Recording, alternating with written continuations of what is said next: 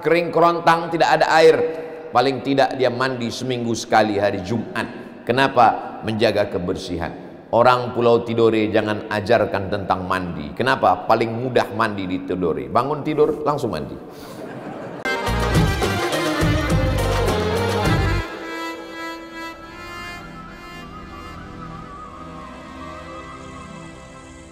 Apa kabar bapak-bapak, ibu-ibu, sehat semua? Alhamdulillahirabbil alamin.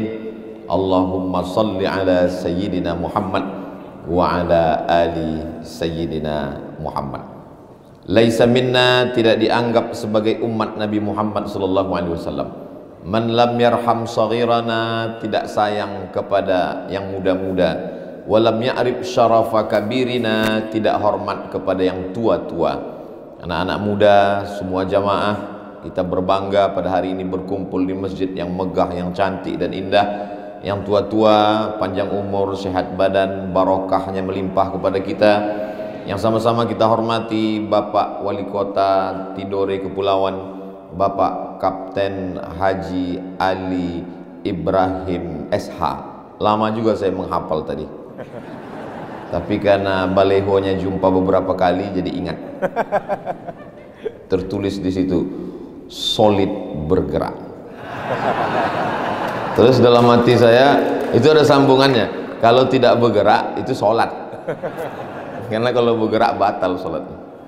Beserta seluruh jajaran yang tak dapat saya sebutkan satu persatu, kepala dinas, kepala badan, kepala kantor yang berkepala maupun tak ada kepala, semuanya dimuliakan Allah Subhanahu wa taala. Guru kita semua Al-Mukarram, jauh datang dari Yogyakarta, penulis, penceramah. Ada orang yang menulisnya hebat, ngomongnya nggak hebat. Ada orang ngomongnya hebat, nggak bisa nulis. Nggak bisa nulis, nggak bisa ngomong, mati aja. Oh, nggak boleh begitu Pak Ustadz. Setiap manusia diberikan Allah kelebihan macam-macam. Mungkin ada pada hatinya, mungkin ada pada lisannya, mungkin ada pada hartanya, mungkin ada pada kuasanya. Maka ketika melihat orang, lihatlah kelebihan yang diberikan Allah Subhanahu wa ta'ala. Tak dapat saya sebut satu persatu karena keterbatasan waktu. Hadirin hadirat, muslimin muslimat, mukminin mukminat yang belum kawin dan belum sunat, semuanya insya Allah dimuliakan Allah Subhanahu wa ta'ala. Amin ya rabbal alamin. Di antara pelajaran SD yang masih saya ingat sampai sekarang adalah di dinding kelas kami ada gambar Sultan Nuku dari Tidore. Baru saya sampai ke Tidore, tempat kampung halamannya Sultan Nuku itu, setelah berumur 45 tahun. Bayangkan itu. Saya lahir 1977, sekarang 2022, umur sudah 45, walaupun banyak orang tetap mengatakan 25, ya nggak apa-apalah. Setelah berumur 45 tahun barulah saya sampai dari Pekanbaru, naik pesawat ke Jakarta 1 jam 45 menit transit.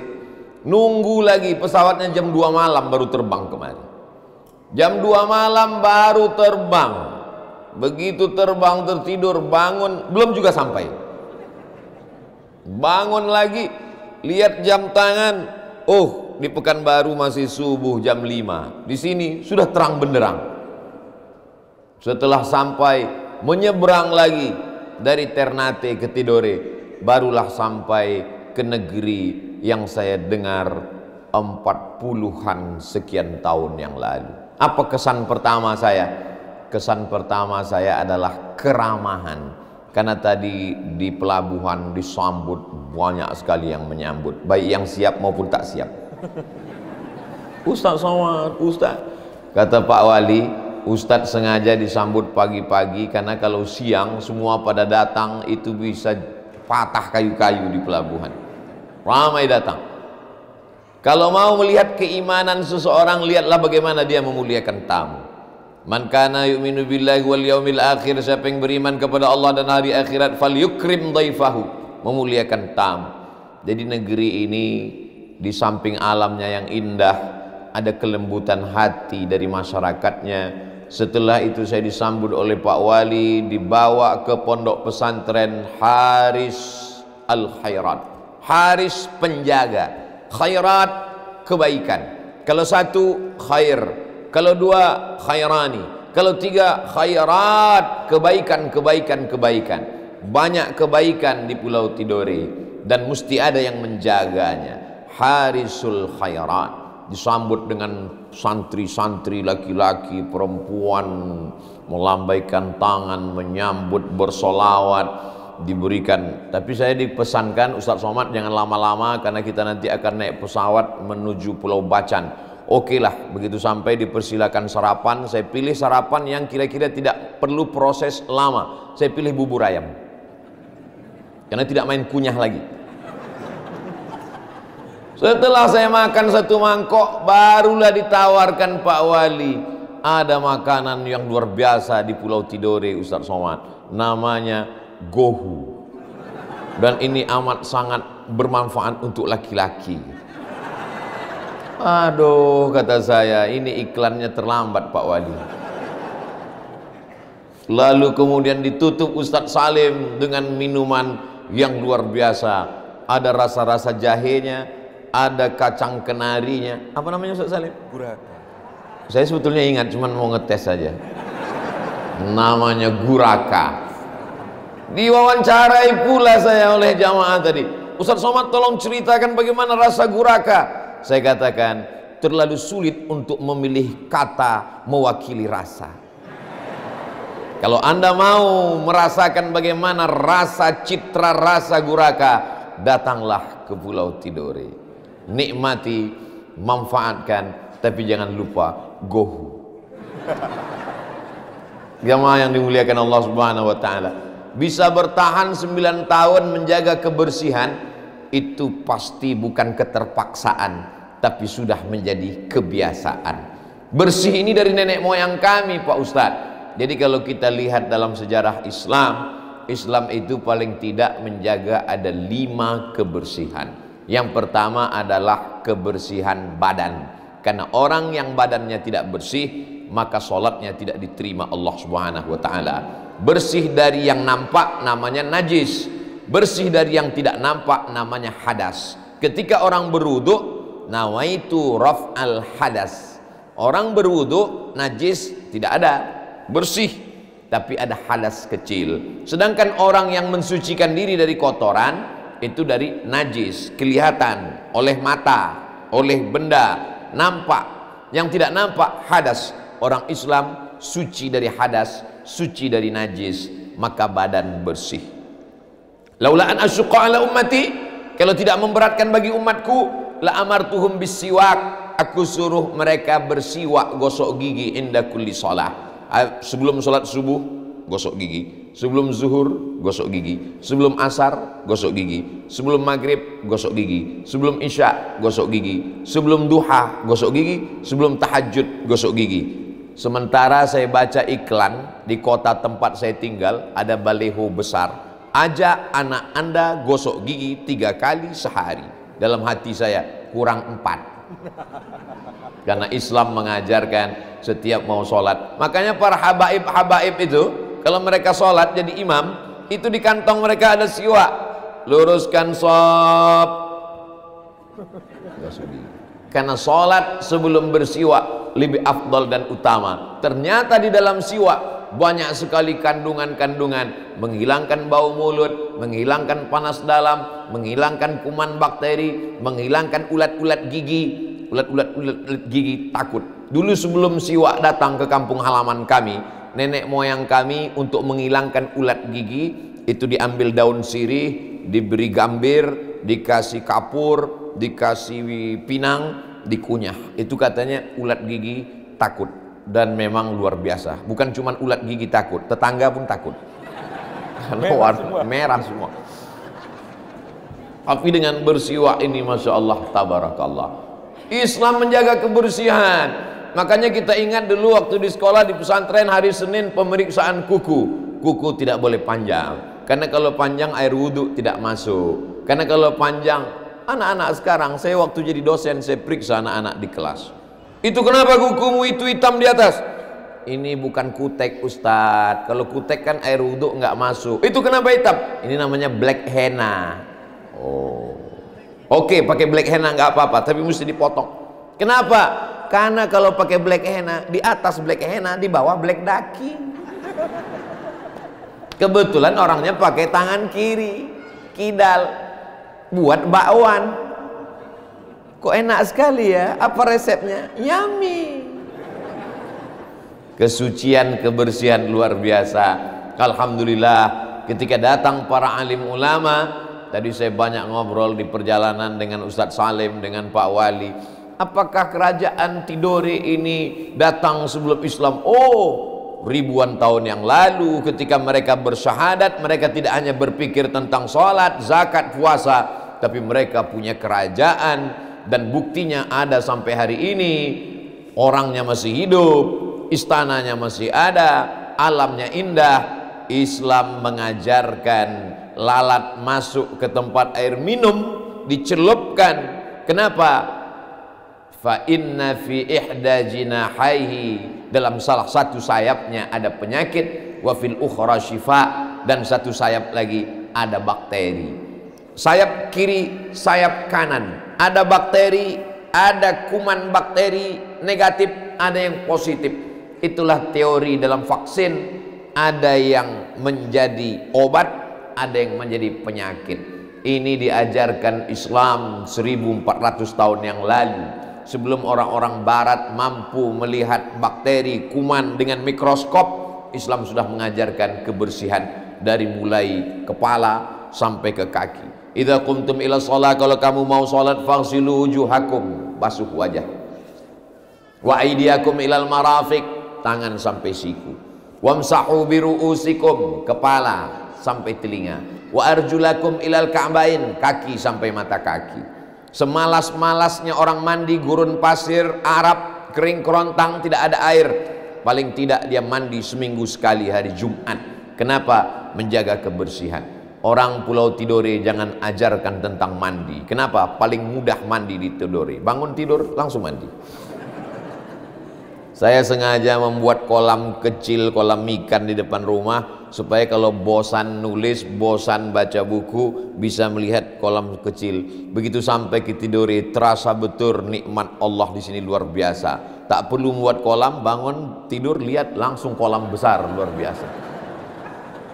Masya Allah, tabarakallah. Melihat kantor, melihat rumah, melihat masjid di tepian, indah luar biasa. Tak ada yang bisa kita ucapkan selain Rabbana ma khalaqta hadza batila, tidaklah yang kau ciptakan ini sia-sia. Tapi dalam hati tetap juga ada rasa cemas, ada rasa ngeri, ada rasa takut. Tadi saya tanya Pak Wali, Pak Wali, ini lautnya ada musim bulan-bulan ganas nggak? Kata Pak Wali, ada bulan Desember, bulan Januari. Tapi sampai orang tidak melaut, tidak, orang tetap ke laut. Orang kalau dia terlalu ketakutan, melihat itu ketakutan. Orang barat melihat laut itu takut, karena dia anggap akan datang tsunami. Kalau dia duduk di tepi laut, dia anggap ada ketakutan. Kenapa? Akan ada muncul makhluk dari dasar naik ke atas, namanya Godzilla. Tapi kita tidak pernah takut, karena takut kita sudah kita habiskan kepada Allah Subhanahu wa ta'ala. Ya ayyuhalladzina amanu, hai orang yang percaya bahwa setelah dia hidup akan mati, mempertanggungjawabkan amalnya kepada Allah. Ittaqullah, takutlah kepada Allah Subhanahu wa ta'ala. Lautan ini ditundukkan Allah, daratan ini pun ditaklukkan Allah, selama kita tunduk kepada Allah dan berkata la ilaha illallah Muhammadur Rasulullah sallallahu alaihi wasallam. Kesucian yang kedua adalah kesucian pakaian. Allahu Akbar. Bismillahirrahmanirrahim. Alhamdulillahi Rabbil Alamin, Ar-Rahmanir-Rahim. Selesai salat, istrinya ngasih tahu, Bang, ya, itu kain sarung yang abang pakai tadi aku pakai. Bagus, berarti kamu sayang dengan aku. Bukan masalah itu, anak kita kencing tadi di kain itu. Maka sholat dibagi tiga. Ada namanya sholat ada. Usolli fardhu zuhri arba'a raka'atin adaan. ada salat yang diulang, ada salat yang diganti karena terlupa, karena tertinggal. Usolli fardhu zuhri arba'a raka'atin qada'an. Ada salat yang sudah terlaksana tapi salatnya tidak sah karena tidak cukup syarat. Itulah dia orang yang sudah salat tapi kainnya ternyata ketahuan bernajis setelah salat. Istrinya ngasih tahu, itu kainnya tadi kena kencing anak kita, maka air kencing itu najis. Salatnya mesti diulang. Usolli fardhu zuhri arba'a raka'atin i'adatan. Kesucian yang kedua adalah kesucian pakaian. Mukena masuk mesin cuci, kain sarung masuk mesin cuci, kemeja masuk mesin cuci, isi air, isi deterjen, pencet, habis itu langsung jemur. Belum tentu kain itu suci. Bersih ya, tapi belum tentu suci. Kenapa? Karena ada kencing, kain celana anak yang kena pampers bocor masuk ke dalam, maka satu kain kena kencing semuanya berubah menjadi najis. Maka kalau ibu bapak pakai asisten rumah tangga, pembantu, ada saudara kita yang menolong, dia mesti belajar fikih tentang kesucian pakaian. Kita mesti tanya dia, ini tadi dibilas? Tidak. Kenapa kamu tidak bilas pakai air suci? Air kita banyak. Karena korban iklan, sekali kucek tanpa bilas.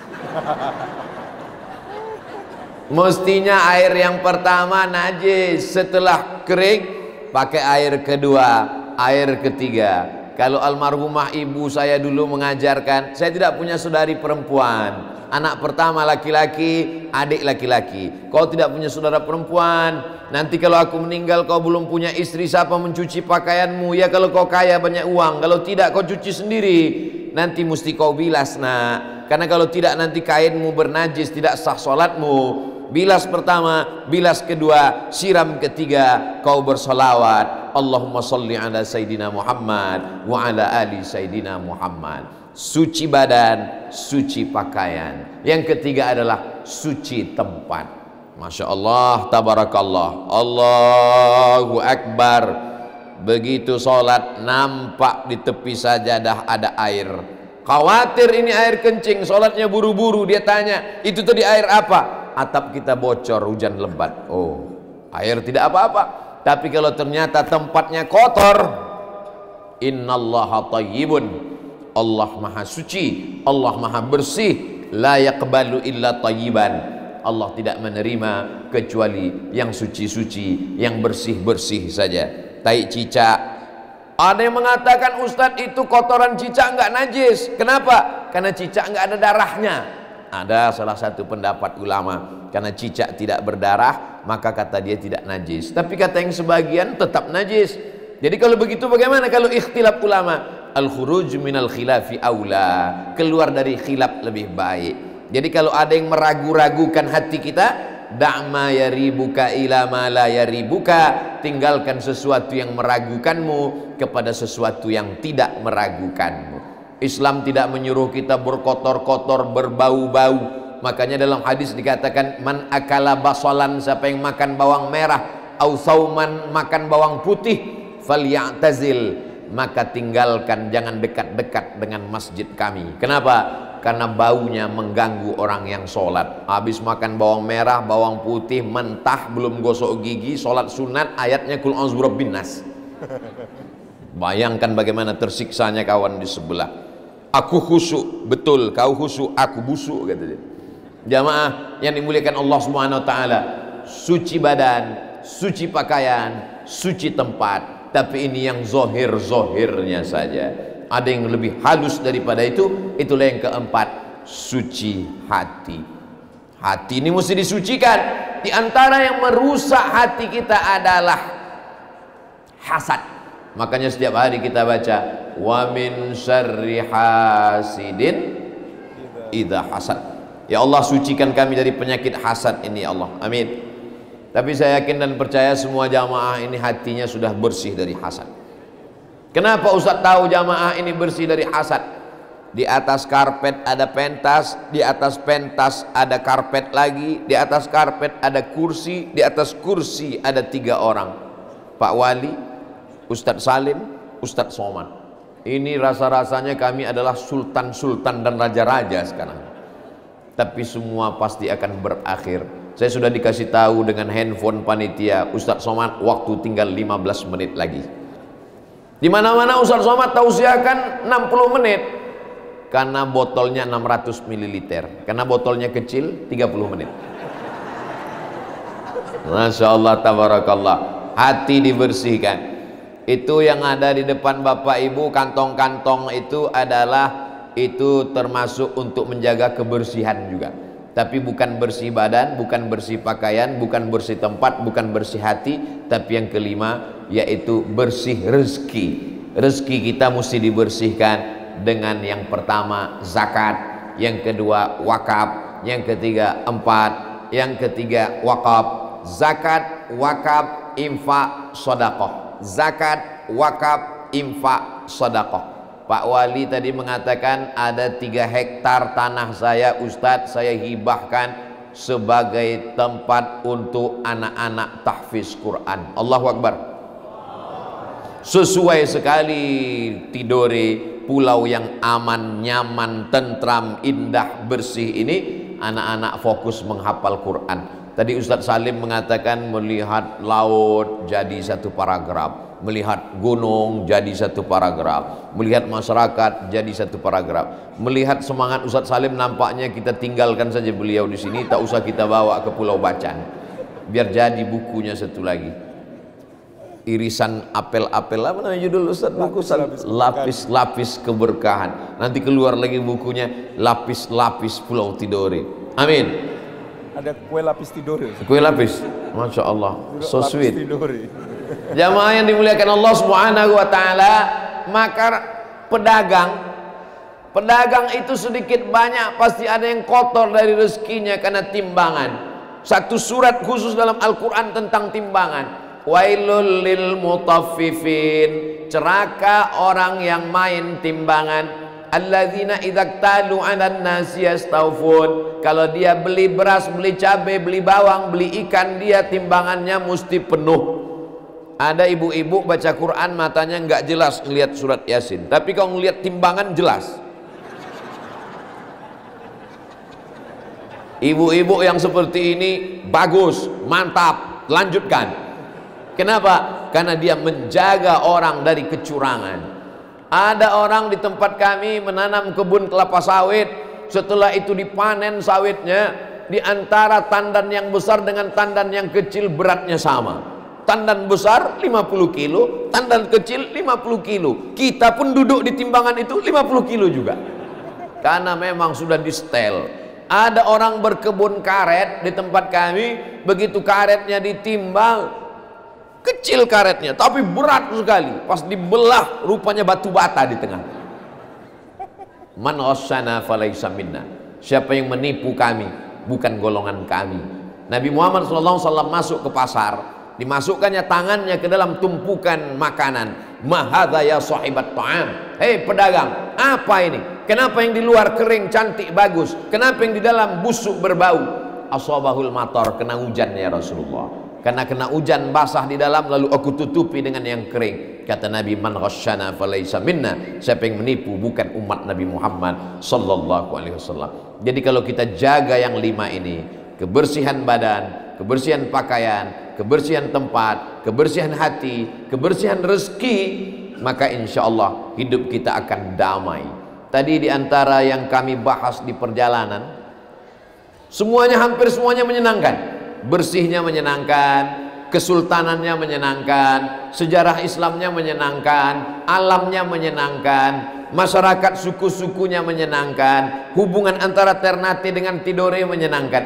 Ada satu yang mengkhawatirkan, semua keindahan ini akan hancur Pak Ustadz kalau sampai terjadi konflik agama.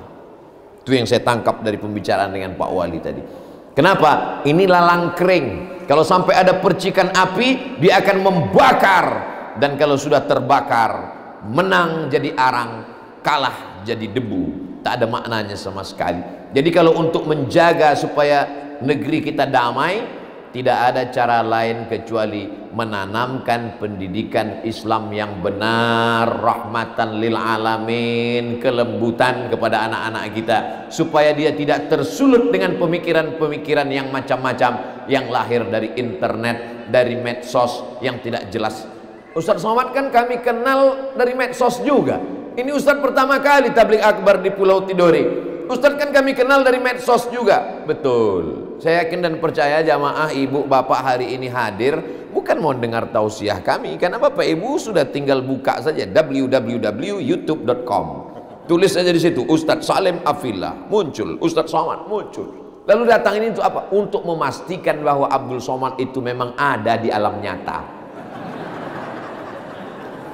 Orangnya jelas, tidak seperti yang diisukan, tidak seperti yang digambarkan. Banyak jamaah, oh tadi ketika di pelabuhan, Masya Allah Ustaz, ganteng ya, kata dia. Bapak Ibu yang dimuliakan Allah Subhanahu wa Ta'ala. Jadi kalau memang ustadznya itu ada, akidahnya Asy'ari, fikihnya Syafi'i, tasawufnya Sunni, Junaid al-Baghdadi dan Imam Abu Hamid al-Ghazali, Ahlus Sunnah wal Jamaah, bukan takfiri, maka insya Allah tidak ada cara lain kecuali membangun pondok pesantren. Maka tadi dalam perjalanan saya tanya, Pak Wali, ada pesantren kita di sini? Ada Ustaz Somad. Tadi yang kita lihat Haris Al-Khairat, ada beberapa lagi pondok pesantren, tapi yang lebih banyak di sini adalah hafiz-hafiz, tahfiz penghafal Al-Quran. Allah akan menurunkan keberkahan ke Pulau Tidore, barokah para penghafal Quran. Itu makanya doa kita, Allahumma arhamna bil Quran. Turunkan rahmat ke Tidore, turunkan rahmat ke Maluku Utara dengan barokah banyaknya penghafal Quran. Kita mau ketika orang ingat Tidore, ingat penghafal Quran untuk wilayah timur Indonesia, sehingga ketika disebut penghafal Quran orang langsung ingat Pulau Tidore, disebut Tidore orang langsung ingat penghafal Quran. Tanahnya ada, penghafalnya ada, masyarakatnya ada, cinta kepada Al-Quran, sejarahnya jelas, alamnya indah. Inilah yang disebut dengan baldatun thayyibatun wa rabbun ghafur. Adapun percikan-percikan api ketika nampak, cepat-cepat disiram dengan air wudhu. Kurang air wudhu, cepat-cepat disiram dengan mandi. Kurang juga, cepat-cepat. Jadi kalau ada orang yang menyulut-nyulut api, siram dia dengan air wudhu. Tak juga padam, mandikan dia. Tak juga padam, buang dia ke laut. Jamaah yang dimuliakan Allah Subhanahu wa Ta'ala. Nanti kalau ada yang bertanya, siapa tadi yang tausiah? Ustaz Salim dan Ustaz Somad. Apa yang disampaikan Ustaz Somad? Ada 5 kesucian. Yang 5 itu apa saja? Aku pun gak ingat entah apa kata dia tadi. Mudah tausiah saya diingat. Andai tidak dicatat, andai tidak ditulis, andai tidak diingat, tinggal ditonton ulang karena ada rekaman lengkapnya. Tinggal dibuka di YouTube channel Ustadz Abdul Somad Official. Jangan lupa subscribe, like, share, and comment. Jamaah yang dimuliakan Allah Subhanahu wa Ta'ala, masjidnya indah. Tadi saya tanya Pak Wali ini masjid agung. Kalau masjid provinsi, masjid raya. Kalau masjid kabupaten kota itu masjid agung. Ini masjid agung Pak Wali. Kata Pak Wali, bukan. Ini masjid kelurahan. Seolah-olah Pak Wali ingin mengatakan, di Pulau Tidore ini Ustaz Somad, kelurahannya aja begini masjidnya. Begitu kira-kira bahasa yang ingin disampaikan.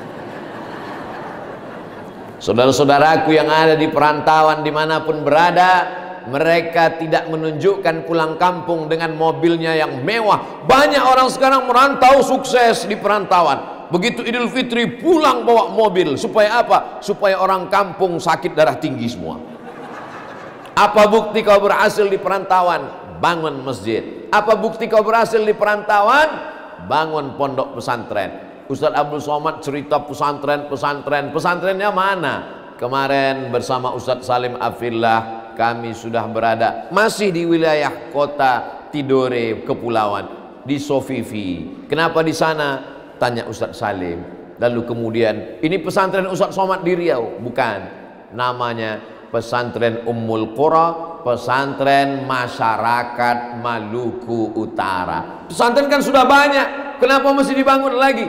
belum seimbang dengan jumlah anak-anak kita. Siapa yang sanggup menjaga anaknya dari mulai bangun tidur sampai tidur lagi? Saya dikirimi foto ibu-ibu emak-emak sekarang, anaknya diikat di batang pisang, dia main medsos. Anaknya nangis, dipoto, update status, ada anak nangis. Kesian, kesian, kesian. Siapa yang sanggup menjaga anak-anak kita? Yang bisa menjaga anak kita dari mulai bangun tidur sampai tidur lagi adalah pondok pesantren. Mohon support, doa, bantuan kepada jamaah semuanya, baik yang hadir di alam nyata maupun di alam gaib. Yang di alam gaib maksudnya nggak datang tapi menyaksikan melalui medsos, Instagram, FB, YouTube. Yang belum follow silakan follow, yang belum subscribe silakan subscribe. Kalau sudah subscribe, syukur dofu-dofu. Masya Allah, lama juga saya menghafalnya itu tadi. Jamaah yang dimuliakan Allah Subhanahu Wa Taala, itulah yang dapat saya sampaikan pada kesempatan yang baik dan penuh barokah ini. Mudah-mudahan pertemuan kita ini pertemuan yang menurunkan rahmat dan ridha Allah. Mudah-mudahan pertemuan kita ini pertemuan yang memanjangkan umur, memurahkan rezeki. Mudah-mudahan pertemuan kita ini pertemuan yang menjauhkan daripada bala musibah. Al-haziniyah, untuk niat yang baik-baik ini. Al-Fatihah.